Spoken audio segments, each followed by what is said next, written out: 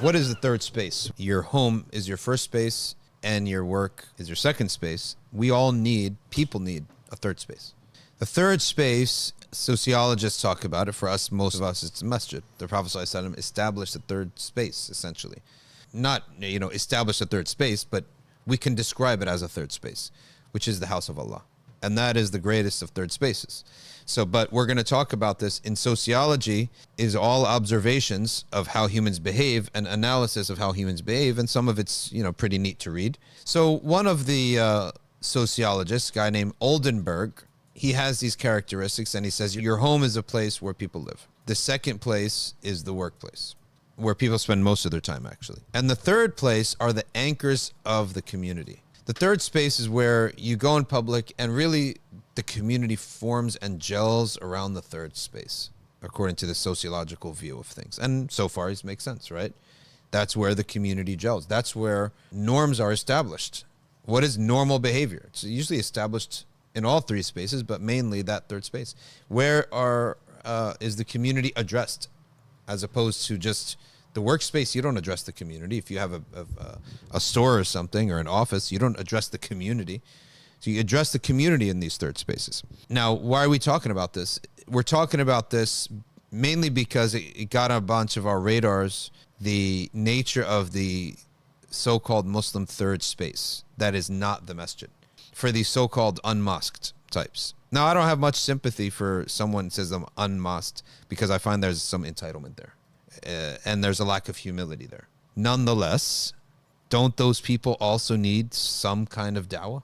If you're humble, then do you need that much dawah? If you're already humble. But some people, they have a little bit of a, you can say, edge to their personality. Maybe they had a bad experience and maybe they're not that humble. Maybe some people are so living in such an un-Islamic lifestyle, all of this is new to them and they feel too intimidated to go to a masjid. Many examples of people who said they don't go to masajid because simple reason is that they have tattoos in visible places. Every time they go, someone says something to them. And he's like sick of it already. Like, what is this? And it's true. There is a guy came to our masjid and he had a tattoo. Immediately, first thing, someone said, this is haram. Why are you telling someone the tattoo is haram? A, can't wipe it off. He can't go to the bathroom and clean it off. And either he doesn't know it's haram, in which case he's a newbie. So let him grow a little bit, or he knows it's haram and you're redundant. There's literally no point. And you're a stranger. You're totally foreign to this person and you're going and telling them it's haram. So now let's go to the next point. If you give them dawah in a place outside the masjid, like a coffee shop, now we ask the question, what is the nature of what you're going to be doing there? So the attempt of Usama Khan, may Allah have mercy on him, and others, is to create a place, a space for such people where the regular mosque-going people who may judge them and say something to them are not there. They're trying to flee those people. Number two, they're also trying to create a non-sacred space where you don't have to observe the sacred rules of the mosque. Thirdly, they want to be able to talk to them themselves with a very simple dawah. And that environment that looks like an environment they know, like a coffee shop. Maybe these people, they don't know how to sit on the floor.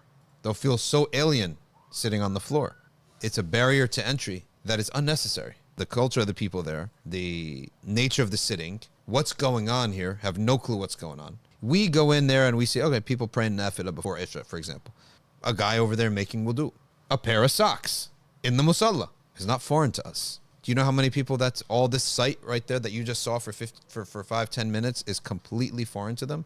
Now, on top of that, he's still going to learn something new about Islam and Aqidah. Why all these unnecessary barriers of entry? That's the logic behind these third spaces.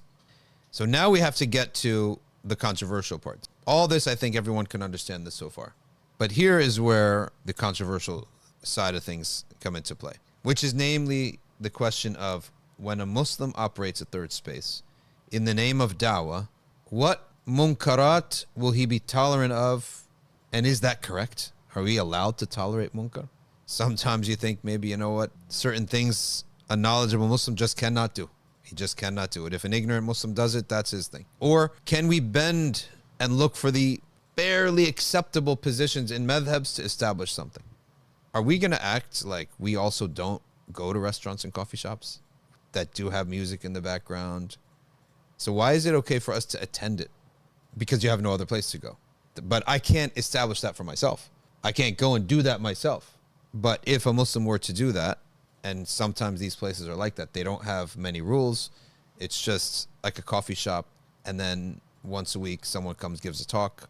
And it's understood that this is a Muslim third space type of coffee shop where all these things are not going to be forced on anybody. All these rules will not be forced on people. That's where you start getting people to criticize it. Because it seems like when you establish it, when you do it, you're approving of it. You're approving of all these munkarats.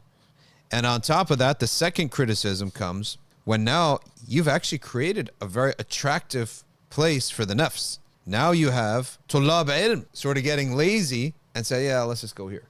And feeling like maybe are you now doing them a disservice because you're pulling them down? I'm telling you what the critiques are. So for example, we have MBIC. We never had a coffee shop around here. But let's say hypothetically, Chachas became a cool hangout space, a khaybar or a haraz or a qahwa house right next door to MBIC. All of our meetings used to happen in the masjid. We observe the rules of the masjid, the sanctity of the masjid, you absorbing that whole thing. The iqamah is established. We're praying. We're doing everything. Next door, a Muslim guy comes and opens up a coffee shop, great meeting space, plenty of outlets, tables, chairs. He's got some music, and it's a mixed place. Now, all the people who used to have their meetings in the masjid and were benefiting are now just going there. So yeah, you can fathom also that that's a disappointment. That's a drop. You used to always be in the house of Allah. Now you're in a coffee shop. That is a drop. It's an upgrade for someone who never was in any Islamic environment at all. I do see a lot of those people feel much more at home at these Muslim coffee shops. And that is a little step up because they will mingle with other Muslims who are better influences than, let's say, if they were, at some other place, other third space that had no connection to Islam. So there's two perspectives on it. There's the perspective of somebody who actually didn't need it and has went from a loftier place to this place. And there's a perspective of someone who's in a worse place to a higher place. Here's the other critique. People go there and they never advance. That sort of is an eyeball test, if you know what I mean by that. Like, that's not real data. Number one piece of information we don't have. Let's say hypothetically he stagnated at that level. Yeah, he prays Jummah. He may have Ghazali books or Rumi books on his shelf, right? But he still mingles, still listens to music. Here's a question. Can we ever know, or do we know, what his alternative would have been? Like that person who always goes to that type of Islamic thing. If in the absence of that, what would he have been like? If all you had was ideal and the rest of society. It's very easy to fathom. It's not crazy to think that without this, he definitely wouldn't have been at the ideal. He would have been far worse. So we don't have that piece of information to make that judgment call.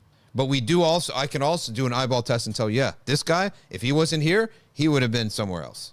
Right? So I as much as we could say that he's not advancing, I could also tell you without this crutch, without this middle space that we don't necessarily endorse nor condemn, he would have been far worse. That's one piece of